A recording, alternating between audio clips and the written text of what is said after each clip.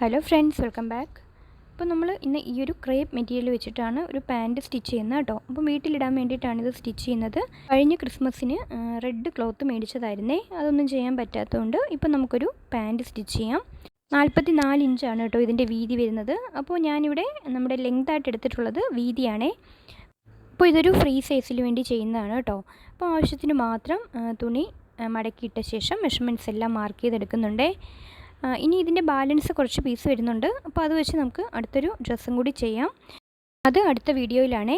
അപ്പോൾ ഇത് നമുക്ക് ഒന്ന് കട്ട് ചെയ്തെടുക്കണം. അപ്പോൾ ഇതുപോലെ കട്ട് ചെയ്തെടുത്തിട്ടുണ്ട് കേട്ടോ. ബാലൻസ് ഇതുപോലെയാണ്. ഇനി നമുക്ക് ഇതിൽ ഫസ്റ്റ് തന്നെ നമുക്ക് സ്റ്റിച്ച് ചെയ്യേണ്ടത് ഈ ക്രോച്ചിൻ്റെ പോർഷനാണ് കേട്ടോ. ക്രോച്ചിൻ്റെ ഭാഗം സ്റ്റിച്ച് ചെയ്ത് കഴിഞ്ഞാൽ പിന്നെ നമുക്ക് കാലിൻ്റെ താഴെ ഭാഗമില്ലേ, അവിടെ ഒന്ന് മടക്കി സ്റ്റിച്ച് ചെയ്യണം. അതിനുശേഷം ഇതുപോലെ നല്ല വശങ്ങൾ ചേർത്ത് വെച്ച് രണ്ട് കാലും സ്റ്റിച്ച് ചെയ്തെടുക്കുക. അപ്പോൾ അതും കൂടി കഴിഞ്ഞാൽ ഇനി നമുക്ക് ഇലാസ്റ്റിക്കാണ്. ഇലാസ്റ്റിക് ഇടാൻ വേണ്ടി എത്ര ഇഞ്ചിൻ്റെ ഇലാസ്റ്റിക്കാണോ ഇടുന്നത് അതനുസരിച്ച് മടക്കി കൊടുക്കുക.